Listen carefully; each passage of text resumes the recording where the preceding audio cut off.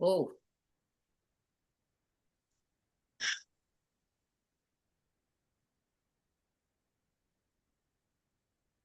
apa sih jenis-jenisnya? Jenis-jenisnya kita sudah beberapa kali diskusikan gitu ya, tapi di sini sekilas lagi ya. Yang paling umum saat ini adalah gangguan anxiety, kecemasan. Hampir 30%. Saya sekarang sedang melakukan penelitian untuk youth. Generasi youth itu adalah usia 15 sampai 25 tahun. Dan hasilnya adalah pemuda-pemuda ini, kalau dari WHO, World Health Organization tahun 2022, itu datanya adalah 30% dari usia youth, usia 15 sampai 25 tahun, itu mengalami gangguan kecemasan. Itu mengalami gangguan kecemasan. Kemudian di penelitian saya yang sebelumnya, saya meneliti secara keseluruhan dari usia 15 sampai dengan 60 tahun. Yang paling tinggi adalah sampai dengan usia 40 tahun ke 15.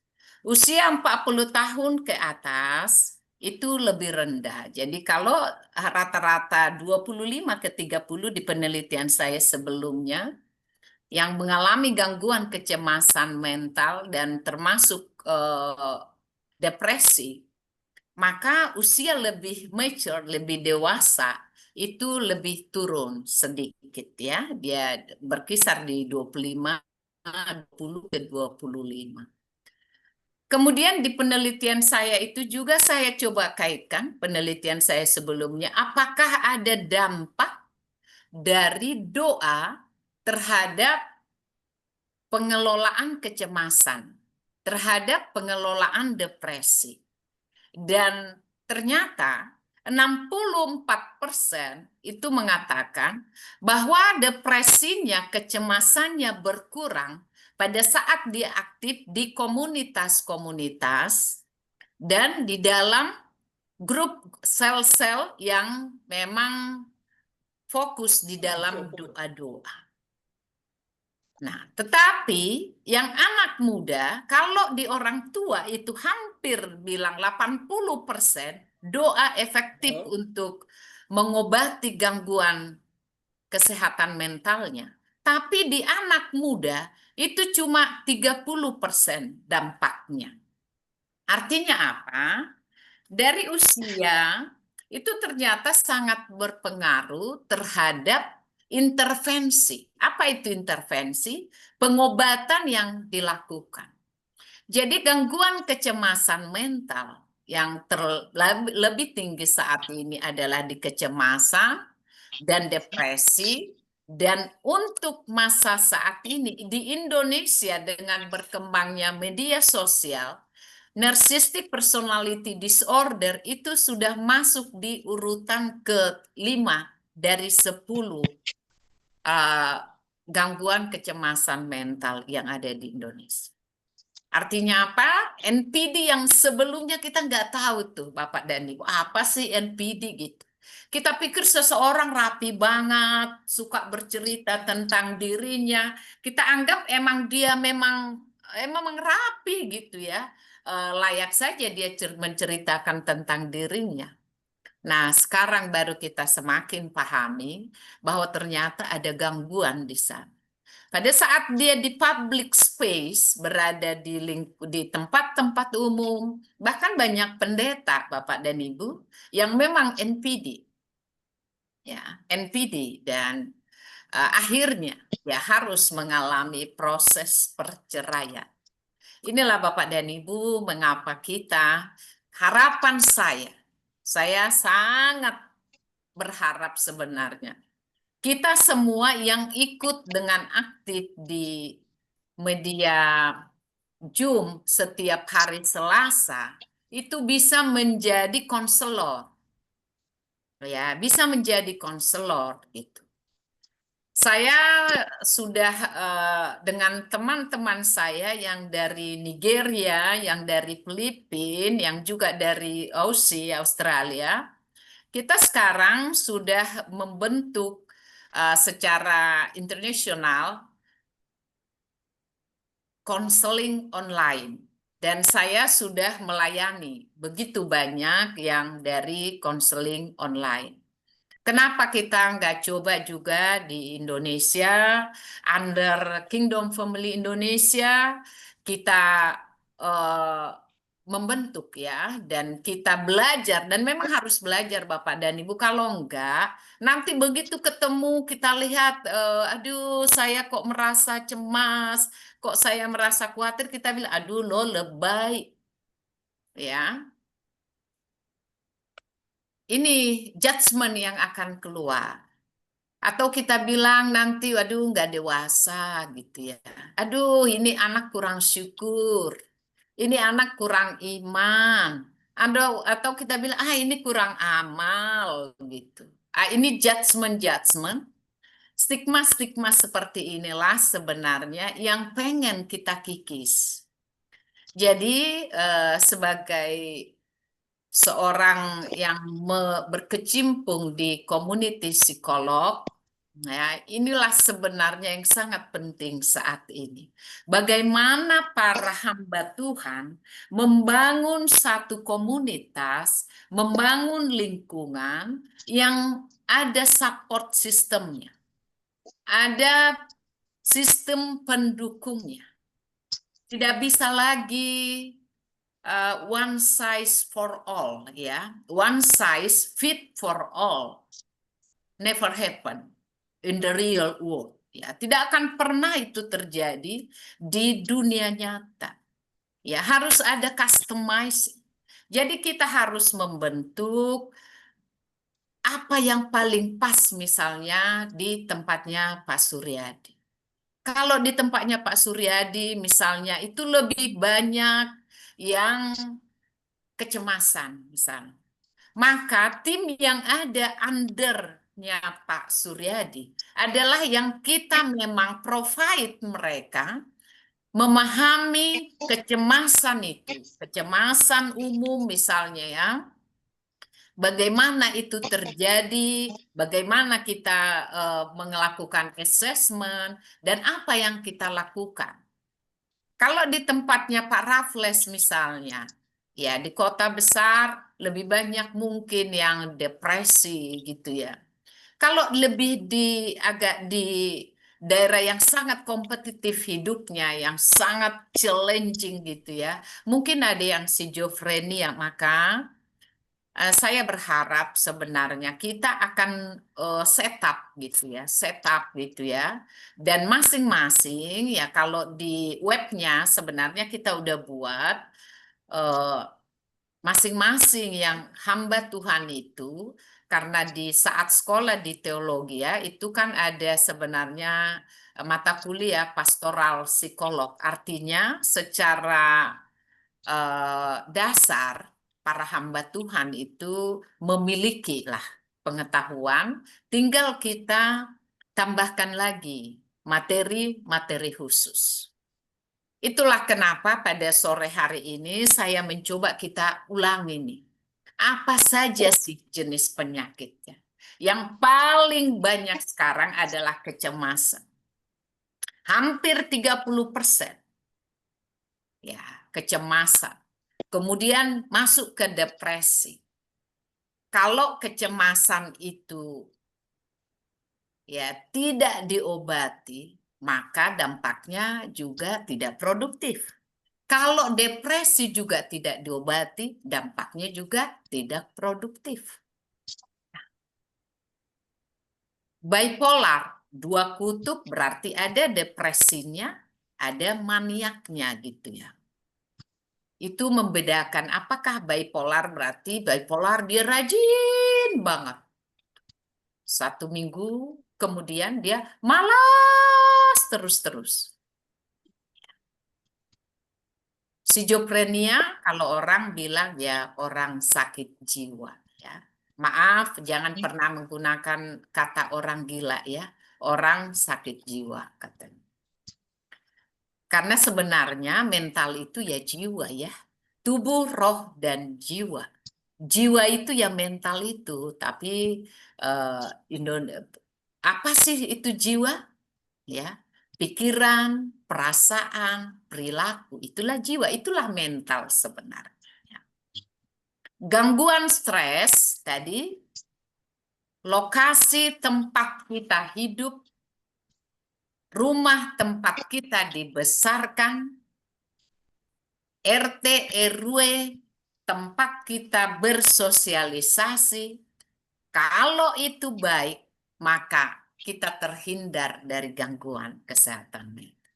Tapi apabila itu tidak baik, maka kita dampaknya akan menimpa kita.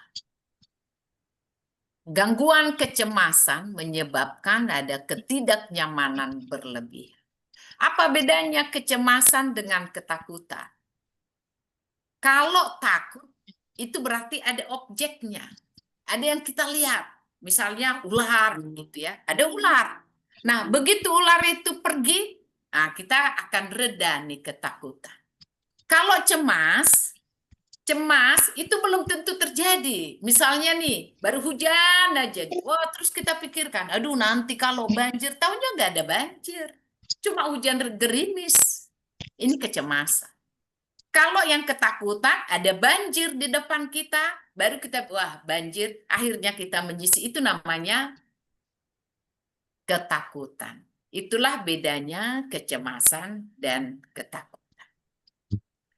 Bapak dan Ibu, saat kita sudah bisa mengidentifikasi secara sekilas di sini, maka tentu ya nanti kita bersama-sama bisa mulai nih melakukan assessment nih, karena Bapak dan Ibu, kita nggak bisa bilang seseorang wah ini mengalami kecemasan, ini depresi gitu. Harus ada assessment Bapak dan Ibu.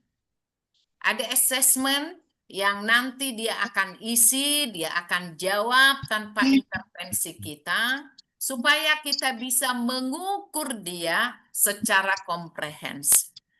Bapak Ibu guru yang ada bersama-sama dengan kita di Zoom ini, saya sangat berharap Bapak dan Ibu guru mulai mempraktekkan ilmu-ilmu keterampilan yang diperoleh dari Zoom bersama kita di memahami gangguan kesehatan mental, sehingga sebagai guru, sebagai anak Tuhan, hamba Tuhan, bisa menjadi terang, membantu para murid, ya, walaupun itu bukan tugasnya Bapak dan Ibu guru misalnya. Bapak dan Ibu guru ngajar fisika gitu.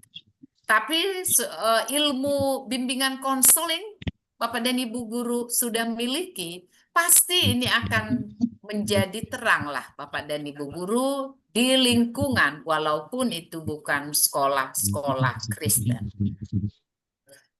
Bagaimana gejala dan tanda-tandanya sebenarnya? Setiap gangguan mental memiliki gejala dan tanda-tanda yang unik.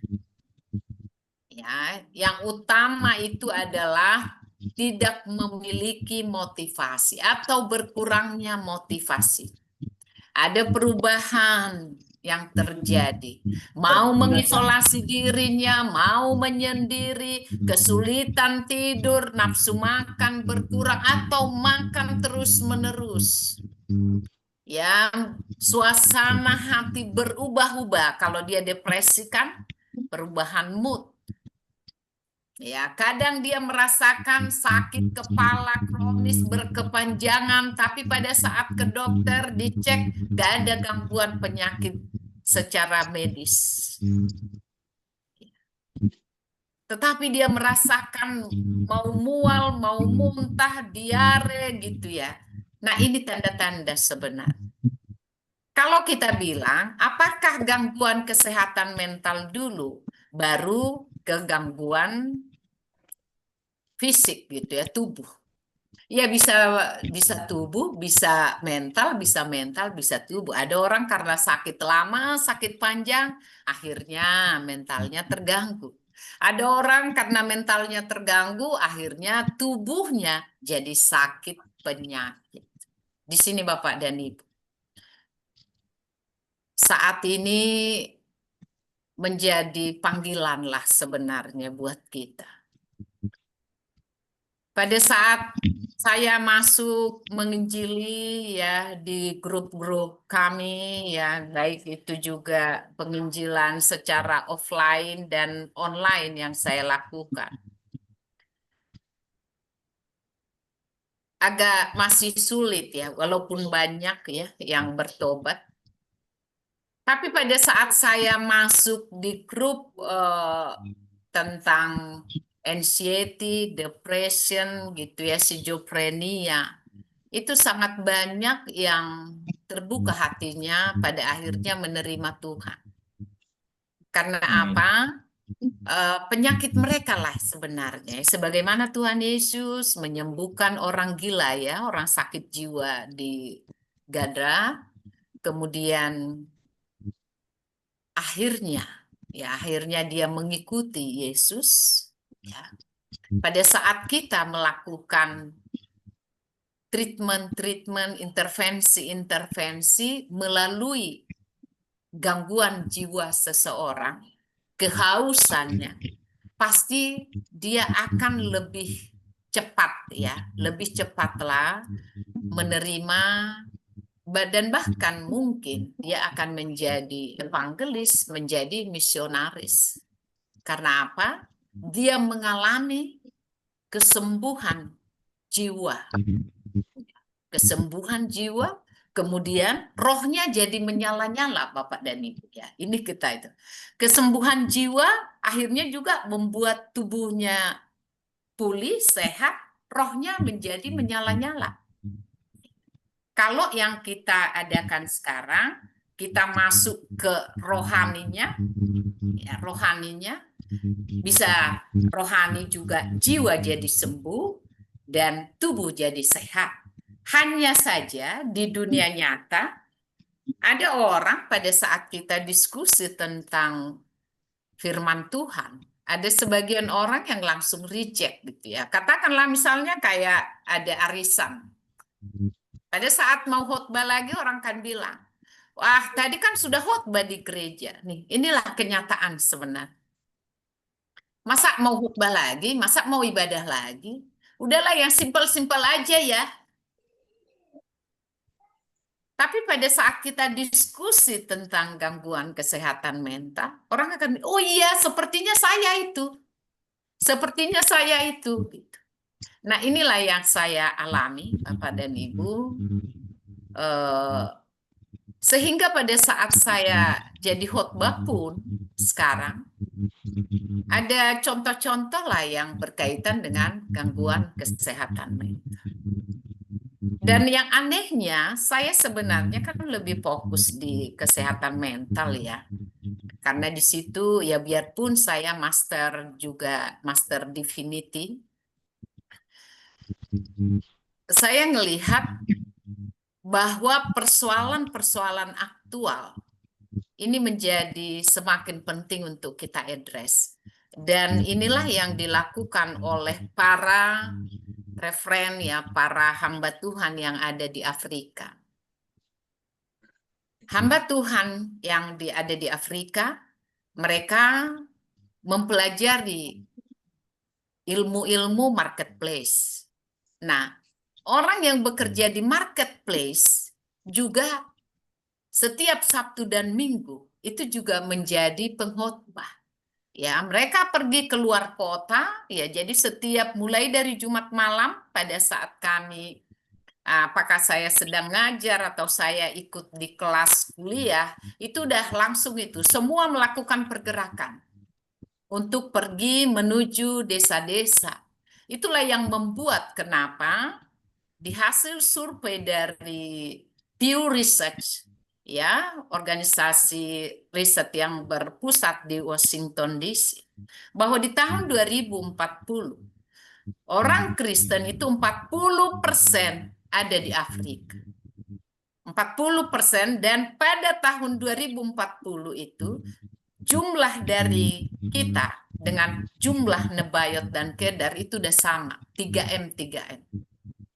Dan 40%-nya 1,40% dari 3, 1,2 itu ada di Afrika. Banyak orang yang mempertanyakan, tapi saya dengan Keke saya sangat yakin. Karena apa? Saya involve di grupnya mereka. Kami ada 1 juta orang lebih. Berpusat di Nigeria. Dan jelas memang apa yang kami lakukan day to day. Jelas banget. Dan itu dibiayai masing-masing. Masing-masing membiayai dirinya sendiri. Tidak ada bantuan, tidak ada. Tapi bantuan pendidikan ada. Bantuan untuk belajar itulah yang dikasih. Bantuan supaya menginjili, bantuan untuk certified, karena di sana harus certified Bapak dan Ibu.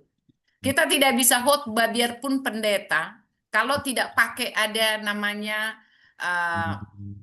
anointing itu nanti ada certified ya. Kalau yang keplensi namanya, kayak saya ada keplensi juga tuh.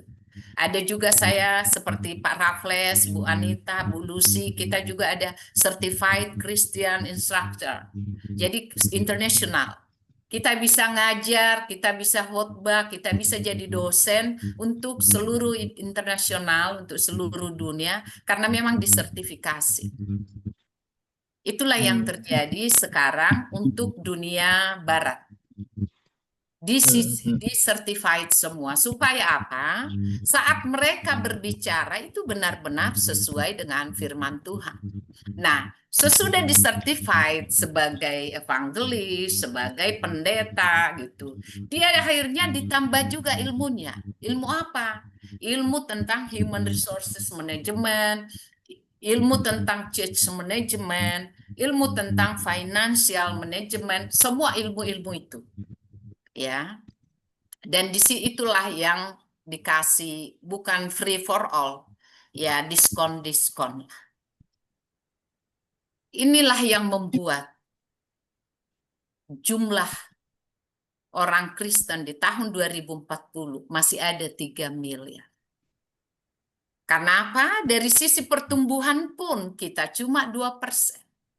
Sementara yang sebelah bertumbuh 6%, Bapak dan Ibu. Artinya 3 kali lipat. Nah, inilah sebenarnya yang harus jadi topik doa kita. Supaya kita pertumbuhan secara kelahiran itu more than 6, ya, harus more than 6. Ya, karena apa? Terjadi konversi nih.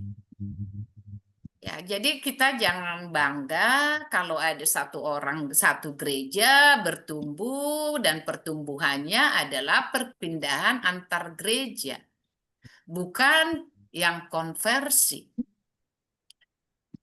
Karena itu Bapak dan Ibu,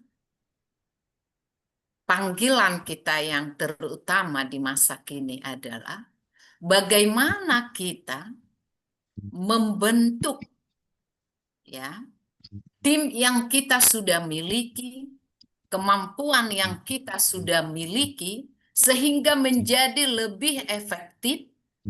Nah, kalau satu pastor itu bisa menghasilkan 3 pastor misal. Satu evangelis, dia bisa menghasilkan 2-3 evangelis. Satu guru, ya kalau yang pengajar, dia bisa menghasilkan, apakah harus formal? Tidak harus yang formal. Tetapi informal, artinya apa? Ilmu-ilmu untuk suksesor itu kita provide semua. Apakah harus ada biaya? Enggak selalu ada biaya. Kita bisa pakai teknologi-teknologi yang memudahkan kita bisa transfer, bisa sharing, dan bisa saling mendukung. Menjadi pertanyaan untuk kita semua, apakah kita pernah berpikir dengan penggunaan biaya yang kecil? Atau saya bahkan tidak paham sesuatu, tapi saya bisa membentuk itu. orang-orang Afrika melakukannya. Mereka tidak paham sesuatu sambil learning by doing. Jadi mereka belajar sambil melakukan. Dan akhirnya mereka banyak yang menjadi profesor-profesor dan wajib. Dia guru, dia wajib belajar agama Kristen tentunya. Dan dia wajib menjadi pengajar. Dia wajib menjadi pengkhotbah. Saat ini dibuat, ternyata implementasi hasilnya luar biasa, Bapak dan Ibu. Saya terkadang kalau melihat mereka, masih baru di sana kan fasilitas tidak begitu lengkap ya. Mereka begitu luar biasanya, ya tubuhnya memang kuat gitu. Malam itu, tiba-tiba nih, kalau sana dengan sini kan beda 7 jam. Saya kalau bangun di jam 4 pagi, berarti di sana kan ya kurangi aja 7 jam. Masih tidur pulas gitu. Tapi mereka sudah balas WA. Saya pikir loh, saya tadi kan masih baru ini, masih gabung di kelas doktoral sama mereka gitu. Mereka menganggap seolah-olah besok itu adalah hari pengangkatan itu. Ya, seolah-olah besok ya, selalu saya dibilang gitu. Dan mereka sangat bersyukur ya pada saat, karena saya satu-satunya yang ada dari Indonesia, yang dari Jepang ada, yang dari Filipina ada, ya dari Korea tidak karena dia masuk ke Enlightening Church. Yang dari Afrika itu Bapak dan Ibu adalah orang-orang yang adalah ajaran yang murni. Ajaran murni benar-benar. Jadi nggak ada di sana yang sempalan-sempalan. Jangan berpikir ada saksi Jehovah, ada Mormon. No, no, no. Nah, itu mereka habisin benar-benar.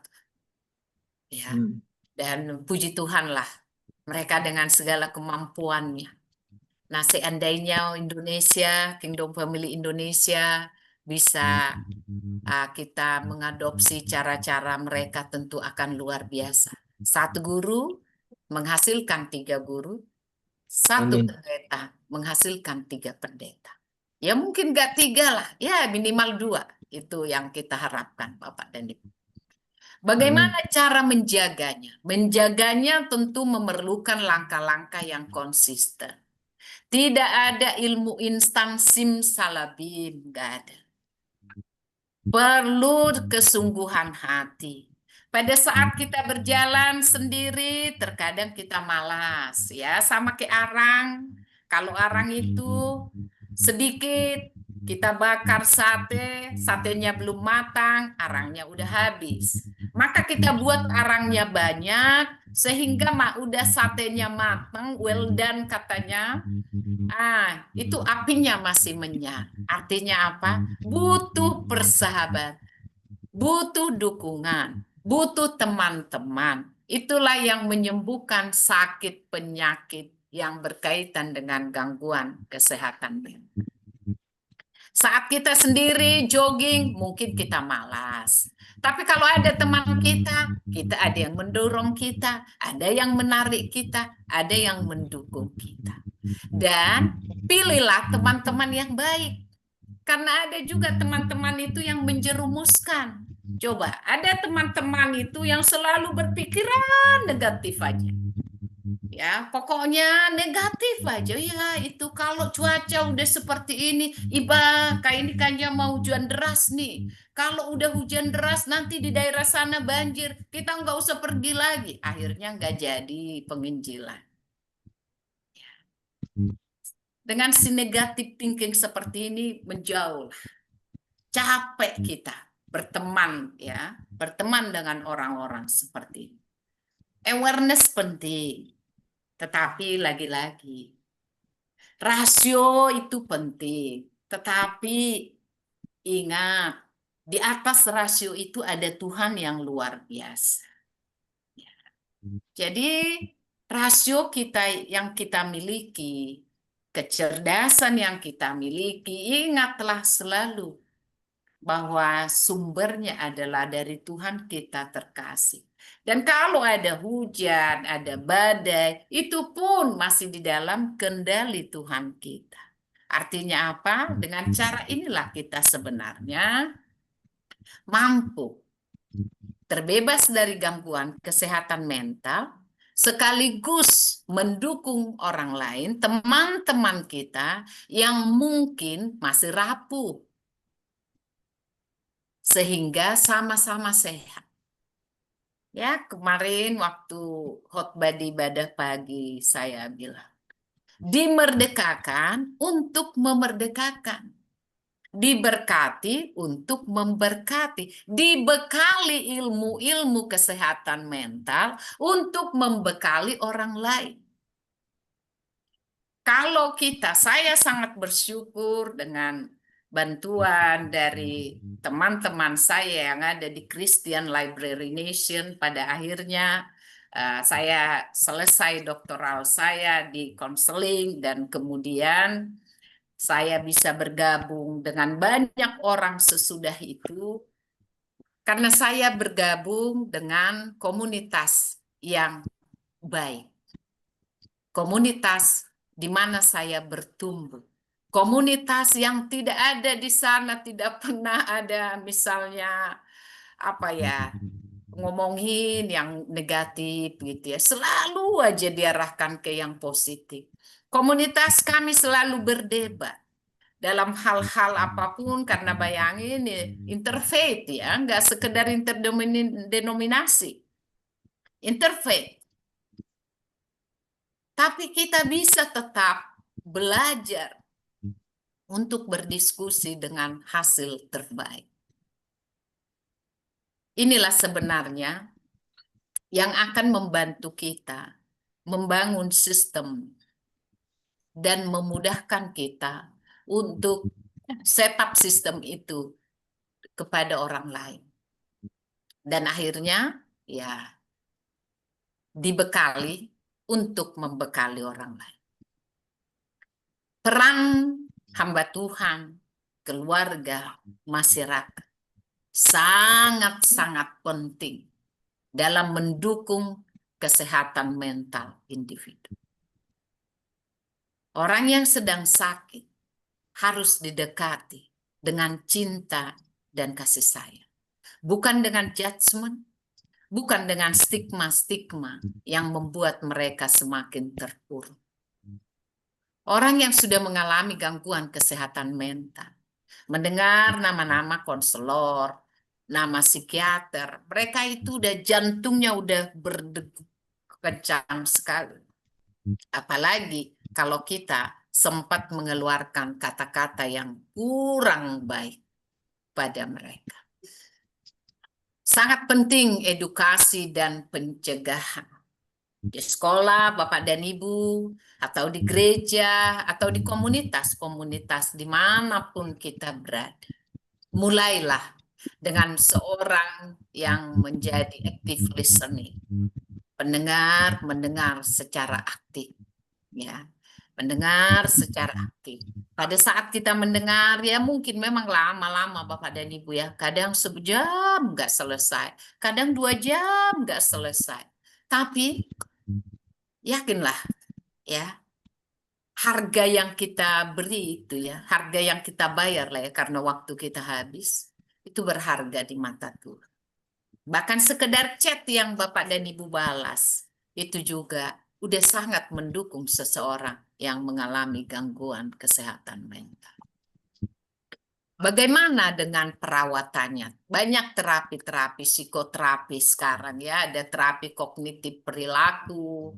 Ya, kita mengajarkan dia pola pikirnya, mindsetnya yang diubah nih.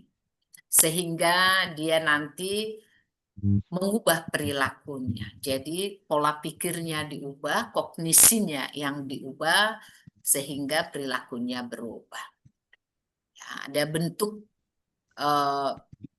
mindfulness juga seperti meditasi dan orang Kristiani umumnya ini dengan doa-doa. Ya, melakukan puasa, melakukan doa-doa meditasi tentunya. Dan apabila dengan hal-hal terapi, psikoterapi, mindfulness belum sembuh, maka ya mau tidak mau Bapak dan Ibu harus anjurkan masuk ke psikiater supaya dia diberikan obat. Jangan takut dengan obat-obat. Itu kan dokter lama sekolahnya Bapak dan Ibu. Jadi mereka akan memberikan obat-obatan yang sesuai. Jangan kita menjadi dokter ya sekaligus konselor, itu kurang pas. Ya, kita ya yang kerjanya dokter ya kita kasih ke dokter. Kerjaannya Romo, pastor, konselor ya dilakukan gitu. Harus ada kolaborasi. Yang penting adalah apakah itu saudara kita, ponakan kita, jemaat kita bisa efektif, bisa produktif.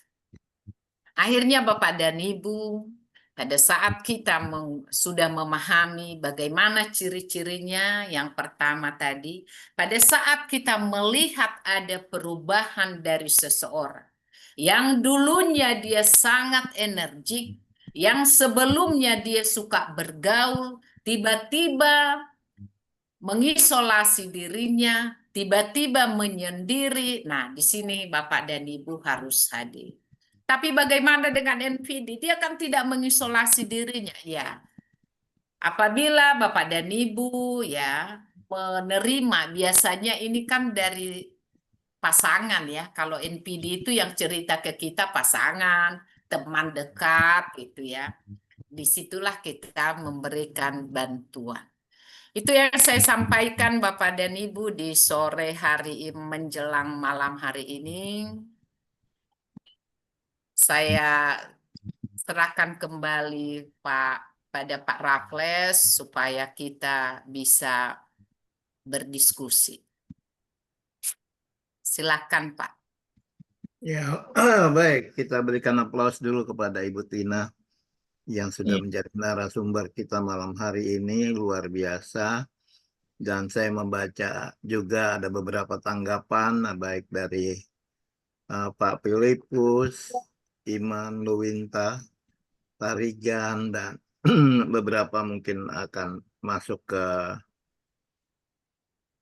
Ibu Tina juga. Iya, puji Tuhan Bapak Ibu, kalau kita lihat paparan Ibu Tina tadi memang ya seperti itu ya. Apapun itu bisa membuat kita menimbulkan kecemasan bagi kita. Karena itu kitab sangat menekankan bahwa bagaimana kita bersikap terhadap uh, kehidupan ini itu penting sekali. Karena itu bagian kita memang. Karena bagian Tuhan sudah Tuhan selesaikan. Dia bilang sudah selesai. Ya, ternyata waktu kita masuk kehidupan nyata sebagai hamba Tuhan, sebagai pendeta, kok masih ada ini apa gerakan radikalisme, intoleransi dan lain sebagainya. Nah, itu sebetulnya tujuan Tuhan menanam kita di dunia ini, ya.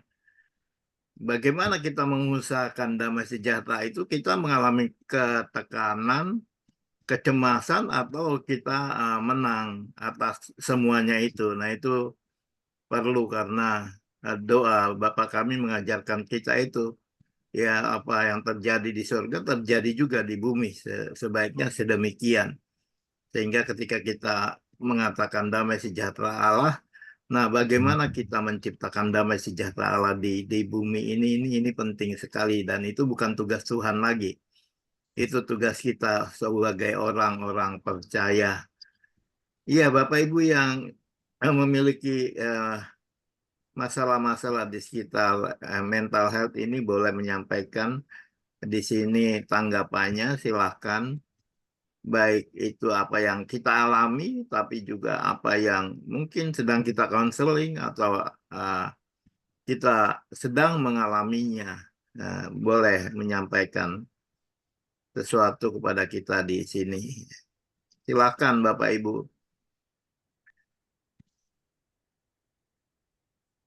Sambil menunggu mungkin saya jawab dulu ya yang dari Bro Filipus ya. Ya. Iya, ya, I'm really agree ya Pak Bro. tentang ini. Jadi yang sebelumnya memang ya di Global South itu adalah receiver, mereka menjadi sender ya. Dan hasilnya pada saat mereka menjadi sender para evangelis, para misionaris, luar biasanya adalah mereka menggunakan ilmu-ilmu marketplace. Ya, jadi ini yang sebenarnya karena saya berasal dari orang marketplace ya. Bapak dan Ibu, dengan saya sudah menduduki posisi yang tinggi di BUMN besar lah di negara ini. Udah di senior leader dari awal itu saya rada high flyer. Jadi saya sangat memahami bagaimana kita membentuk satu visi dan misi yang kemudian itu diturunkan menjadi namanya adalah quick win, quick win. Apa itu quick win? Kalau ada presiden baru dipilih, maka dia bilang quick win 100 hari. Di quick win itu adalah program-program yang dia susun, misalnya dia buatlah Magnificent Seven misalnya. 7 program utamanya. Jadi harus ada nama-namanya untuk memudahkan dia mengingat. Dia tulis tuh Magnificent Seven itu sangat kuantitatif. Jadi if you can measure, you can manage. Ini sebenarnya yang kita coba bawa. Dan itulah yang sebenarnya dilakukan oleh Global South Country ini. Ya, negara-negara ini. Sama dengan negara-negara Afrika. Orang berkata, waduh jelek-jelek. Enggak, cakep-cakep deh teman-teman saya itu ya. Kayak artis Bapak dan Ibu. Kulitnya itu kelihatan gitu keren-keren ya. Tapi orang berpikir, wah udah miskin banget lah gitu ya. Enggak. Ya, mereka enggak, ya orang yang diberkati Bapak dan Ibu. Orang yang diberkati pada saat dia reborn gitu ya, maka dia akan dimuliakan kan. Ya, pada saat kita semakin kita mengenal Tuhan, semakin kita mencintai Tuhan. Semakin kita mencintai Tuhan, semakin kita tergerak ya, ada dorongan untuk melayani. Semakin kita melayani Tuhan, maka semakin memancarlah kemuliaan Tuhan itu di wajah kita, di kehidupan